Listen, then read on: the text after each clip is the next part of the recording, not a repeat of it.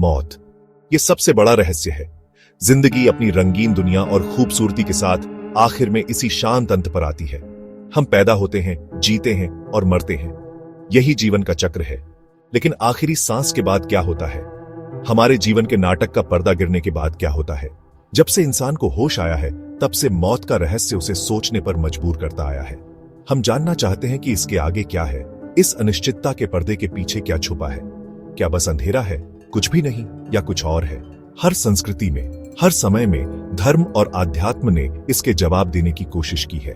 स्वर्ग और नर्क, पुनर्जन्म और ब्रह्मांड से जुड़ने की कहानियां। ये विश्वास हमें दिलासा देते हैं, अनजान से डरने की बजाय एक उम्मीद देते हैं।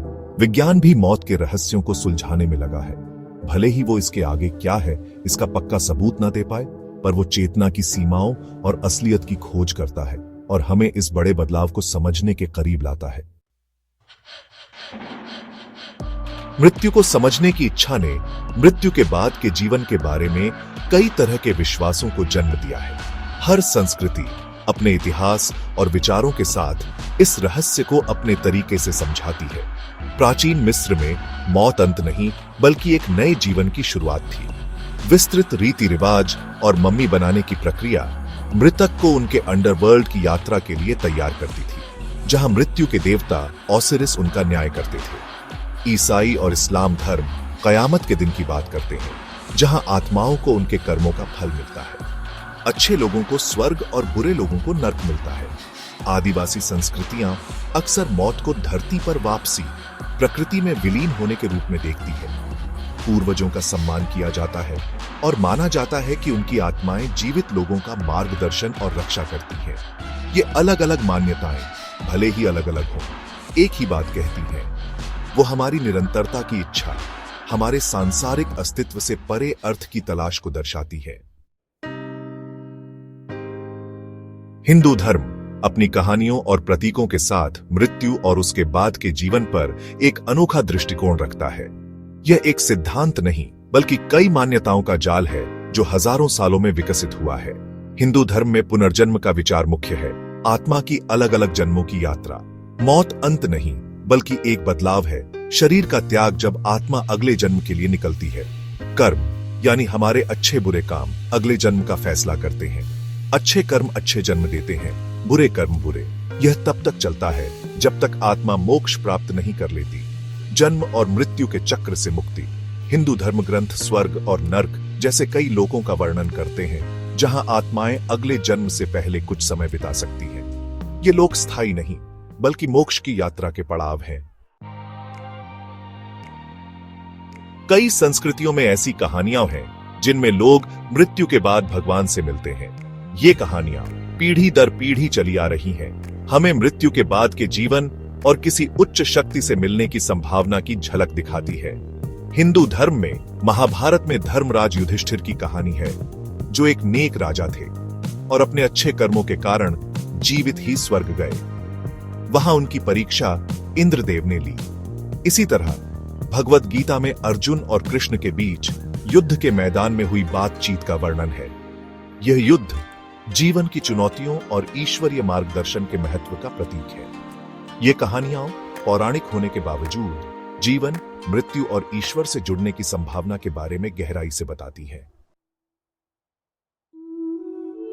हिंदू धर्म आत्मा के अस्तित्व की बात करता है, जो शरीर से अलग है।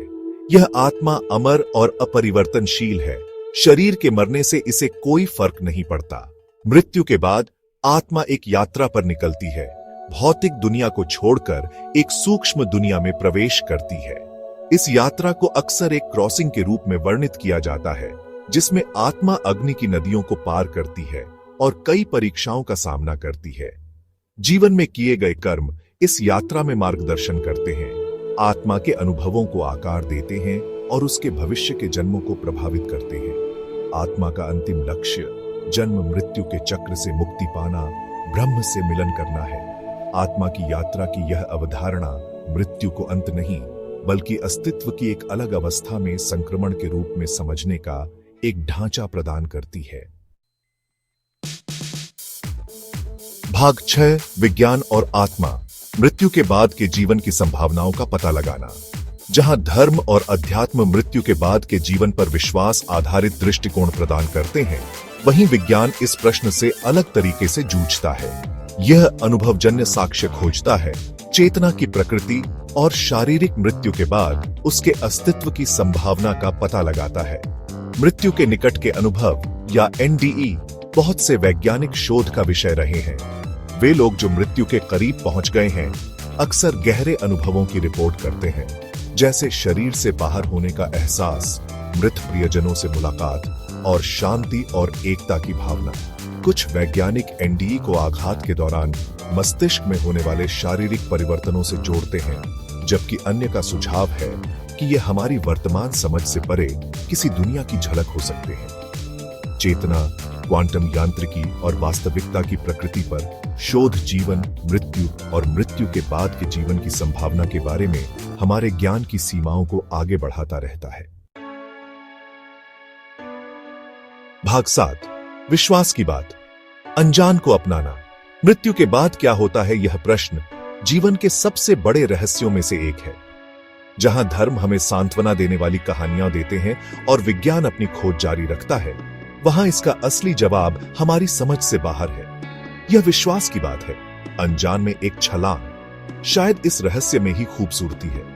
अनिश्चितता आश्चर्य का स्रोत हो सकती है, हमें अधिक जागरूकता और करुणा के साथ अपना जीवन जीने के लिए प्रेरित करती है। चाहे हमें धार्मिक विश्वासों, वैज्ञानिक खोज या अनजान को स्वीकार करने में ही सांत्वना मिले, मृत्यु की अनिवार्यता एक सार्थक जीवन जीने के लिए एक शक्तिशाली प्रेरक के रूप में काम कर सकती है।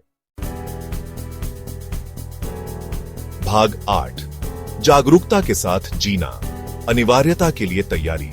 यह जानते हुए कि मृत्यु जीवन का एक हिस्सा है, हम इस अनिवार्य संक्रमण के लिए कैसे तैयारी करें। हालांकि हम यह नियंत्रित नहीं कर सकते कि हम कब या कैसे मरेंगे, हम अपना जीवन इस तरह जीना चुन सकते हैं जो हमें उस पल के लिए तैयार करे।